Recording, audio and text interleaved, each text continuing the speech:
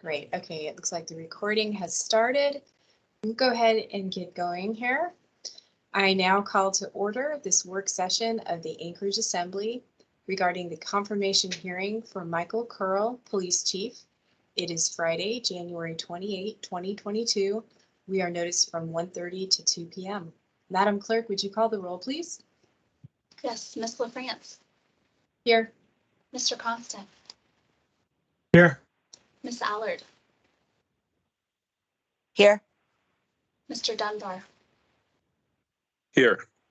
Ms. Kennedy.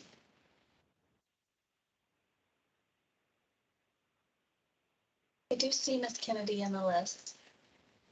Here. I'm having trouble with, anyway, I'm here. Yes, thank you. Thank you, Ms. Kennedy. Mr. Presverdia.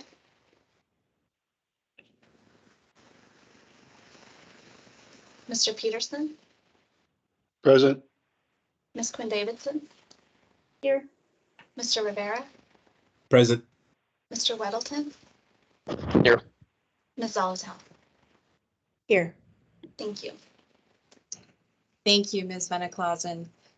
I want to note that the documents for this work session are available at muni.org, and if you click on Assembly and at the top click on Assembly Work Sessions and scroll down.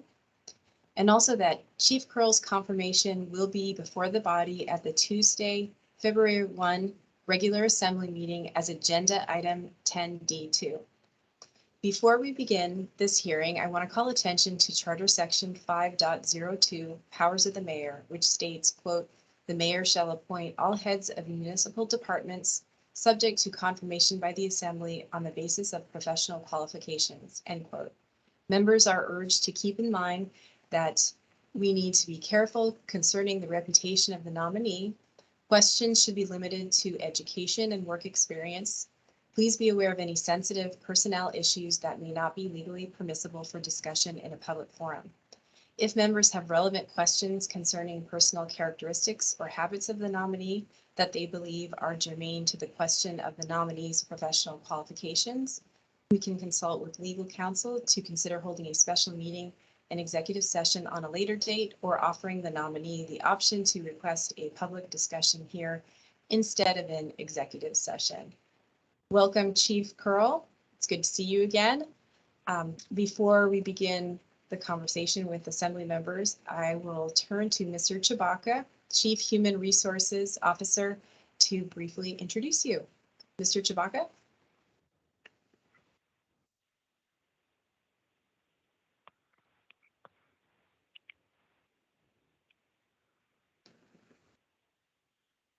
Mr. Chewbacca?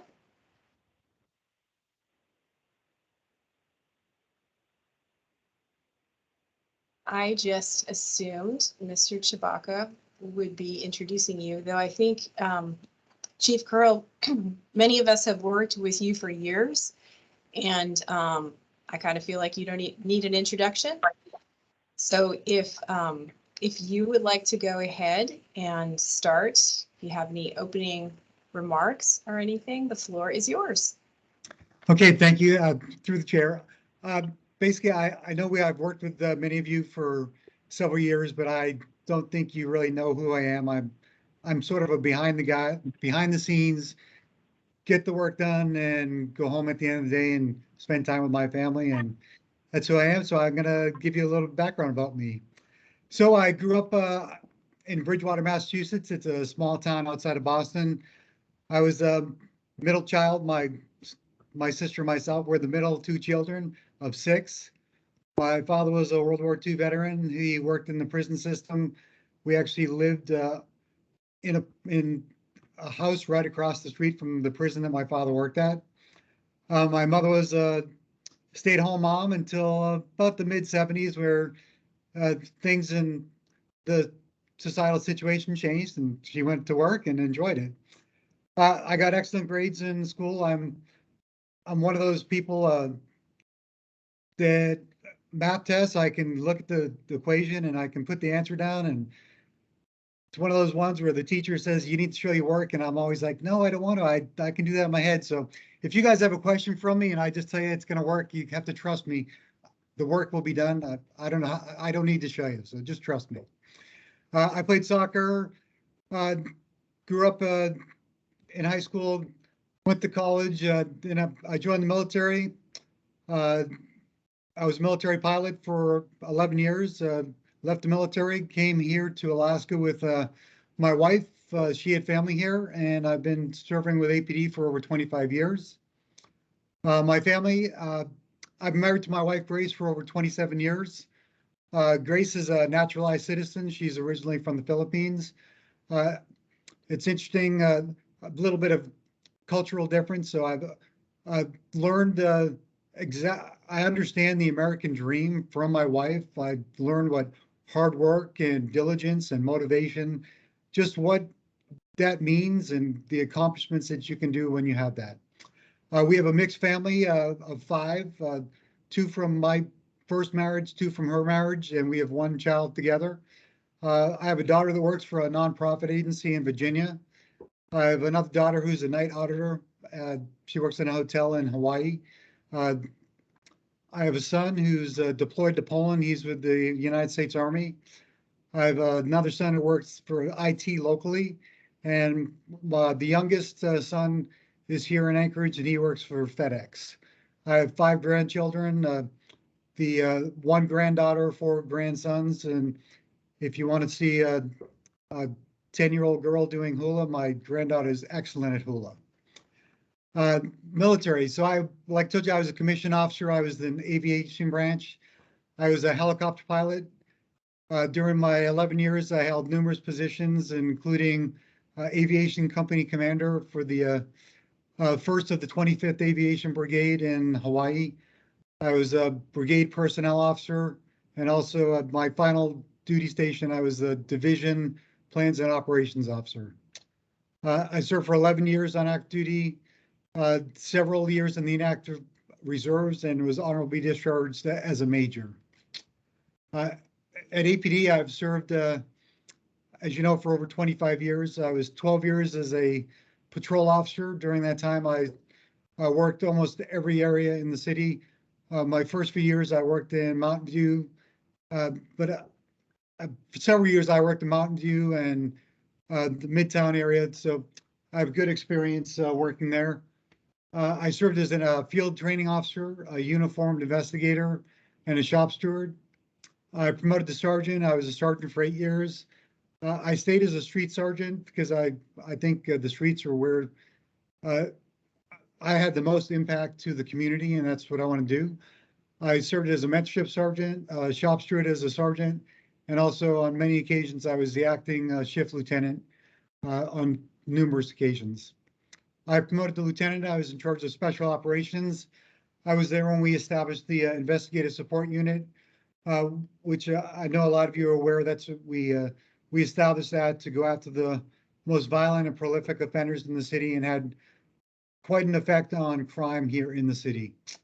I then promoted to captain. I was in charge of the crime suppression division.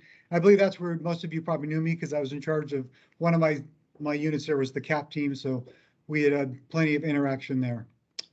I served as captain of crime suppression for a little under 2 years, and then I was promoted to deputy chief of administration. I've been deputy chief for almost 2 years. It'll be 2 years in February. The past several months, I've been both the deputy chief of administration and operations, and I've cherished my role that I've been doing here. And I've got numerous training. I have pages of training that I've gone through. If you want me to discuss that, I can, but that's just a tidbit of myself. And if you have any questions, I open it up to all the members of the assembly. Thank you, Chief Kerle. And I see we have Mr. Chewbacca. Mr. Chewbacca, did you want to add anything before we go to member questions? I would appreciate the opportunity to give my introduction to Mr. Kerle. I apologize. For whatever reason, a member of Verdia and I were on the other link and didn't know, we're wondering where everybody else was.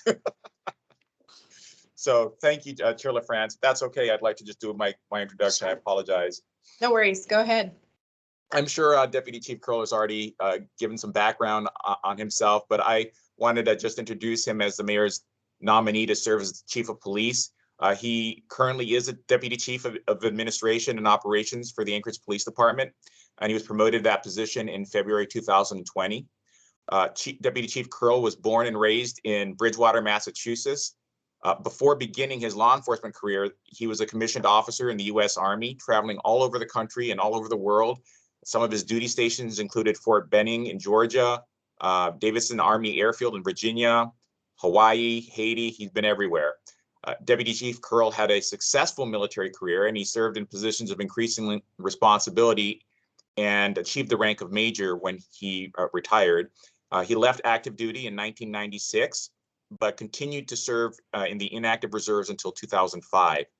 In 1995, Deputy Chief Kerle moved to Alaska to be closer to his wife's family.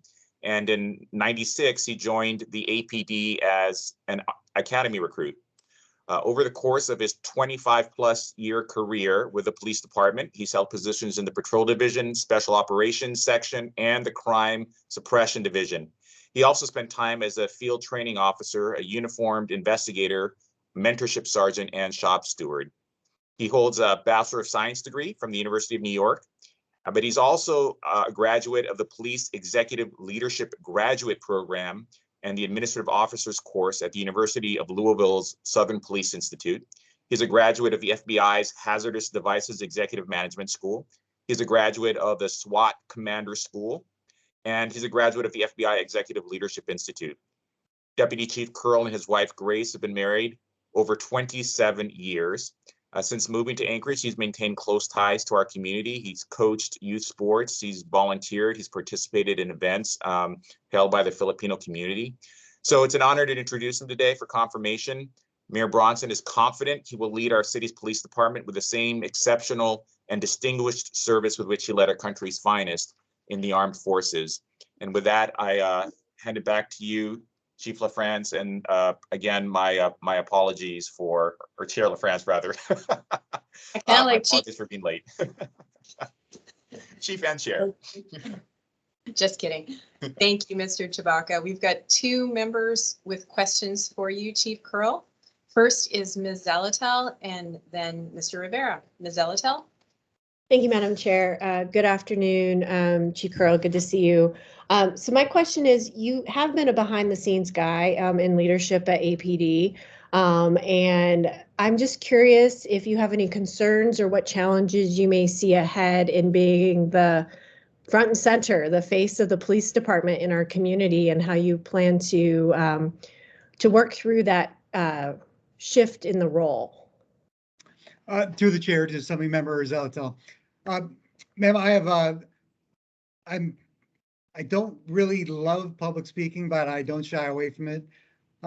My role, even though it has been behind the scenes, it's been a leadership role, and I've been good with the members of the department. I think I have their respect. They know I am a very no nonsense. You come to work, you do your job, you do it to the best of your ability, and you get out there, you treat the public with dignity and respect.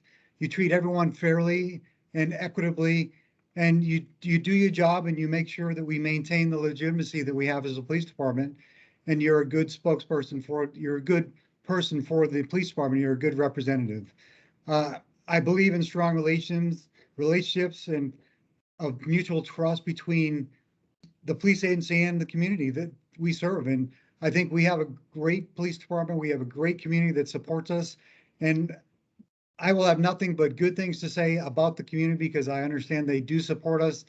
The few vocal minority people that badmouth the police, I will work my best to convince them that we are here, we treat people fairly with no bias, and I will try to overcome any stigmas that the police department has with them. And I will do it with a smile on my face and a firm commitment to the belief that we have to build community trust to make sure that we are an effective police department. Thank you. Thank you, Ms. Zalatel. Thank you, Chief Kerle. Mr. Rivera and then Mr. Constant. Thank you, Madam Chair. I think I'm going to ask a question along the same lines as Ms. Zalatel, but probably a little bit more pointed. So with the last two chiefs that I worked with, One of the consistent things that I heard from them, and I appreciated their willingness in doing, was developing good relationships with the community. And the last two police chiefs were very much willing to have difficult conversations with community members, and we're willing to work with folks who maybe didn't have as positive of a relationship, or as positive of a view of the police department as other Anchorage residents, but I think still wanted to try and develop that relationship. So I'm just curious, wanted to get your sense of, how do you feel about the need to continue developing those really positive community relationships, and how do you feel about your willingness to have those difficult conversations with a variety of parts of our community? Through the chair to Assembly Member Rivera. Well, sir, I've actually been part of those conversations for the past 2 years with those community members. I've actually reached out when I found out that I was going to be nominated as the police. I've reached out to several people within the city to try to establish the community members, the community leaders that I need to reach out to actually start those conversations. I'm upfront, I'm honest, I'm very curt at times. I'm direct and to the point, and I don't mind having those conversations, and I will answer the hard questions. I am open. I will answer any question that anyone has me, and I will answer with the information that I have at hand. If different information develops and then my answer was incorrect, I will apologize and I will give them the correct response. But I am always open to direct, forthright conversations. I just, the only thing I'm leery about, which I want to make sure, the police department is apolitical, and I do not want personal agendas to be taken and put at the forefront of the police department. We are here to provide a safe community for every member of our community to live in. And we will create that through fair and equitable treatment of everybody. And as long as people understand that we will treat everyone fairly and equally, we will get along just well. I want to make sure that personal agendas stay out of the police department. And that's my only concern with some of those groups. But I think open conversation and the hard questions and answering their questions will put us all on the same sheet of music. Great, thank you. I appreciate that response. Thank you, Madam Chair. Thank you, Mr. Rivera. Thank you, Chief Kerle. Mr. Constant? Thank you very much. So, Chief, that is a fine line to walk, that idea of what's a personal agenda versus a political thing versus somebody's life, and they're trying to figure out, how do I navigate this system?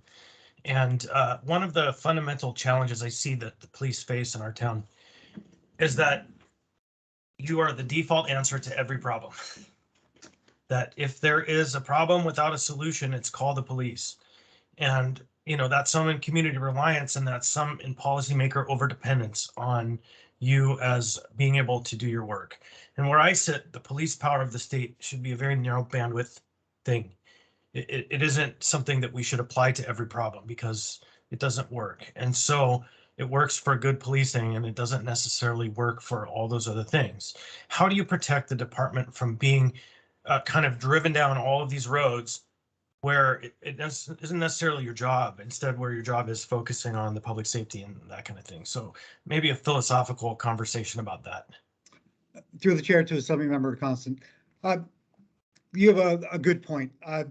When there's a problem in the city or across the country, let's just do it nationally, the police are called upon it when it's actually a community problem. And the police we do an excellent job of fighting crime and keeping the streets safe. We are often given other problems that are community problems, and when we're tasked to handle them, we handle them. And then unfortunately, the police departments across the country are subject to scrutiny because people don't like the way we handle them. And that's where we need to have the community engagement. We need everyone involved. We can put homelessness on the table. The homelessness it's a community issue. And there's police aspects to homelessness, but we need to make sure that we provide job training to people. We need to make sure that we have substance abuse for people, mental health treatment. And these are things that the police department should be part of the dialogue, but we're not we're part of the solution, but we're a small part. We do a great job of applying the law to everyone in the community. And when we're called to do other tasks, we will deal with it and we'll abide by the Constitution and abide by their civil rights. And it's frustrating sometimes because then people tell us, well, you didn't do that right. And then we do suffer the scrutiny of it. But we all know when there's a problem, you call the police and it'll get dealt with. It will get dealt with. And as long as we can do that as long as we continue to treat people, no matter what we do, with dignity and respect, in accordance with the law, without any bias or any favoritism, and we do it, I think we'll be all right. And I think So Mike, I'm going to tailor that question a little bit. So I have zero question about your department's delivery of its mission to the community. I'm more concerned about your department's being driven by us as policymakers down every rabbit hole instead of your mission, and how you defend the department from being put on everybody's projects and not be able to do the job that you're hired to do, right? So I want to think, and you don't have to answer this now, it's just something to contemplate really. It's how do you protect your department against us, them, everybody who's trying to drive you to do the things, right? I believe in your mission in the community. I believe you do a great job. That part I don't question, but I question our influence and others' influence on you. Through the chair to some member constant, that's really easy. If it's not our mission, if it's not in our job description, if it's outside the bounds of the police department, the really easy thing is for me to just tell you, I'm sorry, Assembly Member Constant, that is not our job and we are not going to do it. And I don't have a problem saying no. If it isn't within our job scope and it's something that we shouldn't be doing, I will just say, no, we're not going to do it. I don't have a problem with that at all. That's important, and being part of the community conversation, but not owning every problem, because in the end, that's where it breaks down. Thank you. Exactly. Thank you, Mr. Constant. Thank you, Chief Kerle. Ms. Allard? Thank you. It's more of just a comment to Chief Kerle. First of all, thank you for stepping up and doing this. Number two, I'm looking forward to you chasing the bad guys, because that's your guys' #1 focus. And staying out of politics is a good thing. You don't want to come over here. It's pretty dirty. So Chief Kerle, thank you. And I'm looking forward to confirming you. Thank you very much. Thank you, Ms. Allard. Are there any other members who have questions or comments for the chief? I will just give it another second here, since some folks have been having some difficulty coming off mute. I don't see anyone else.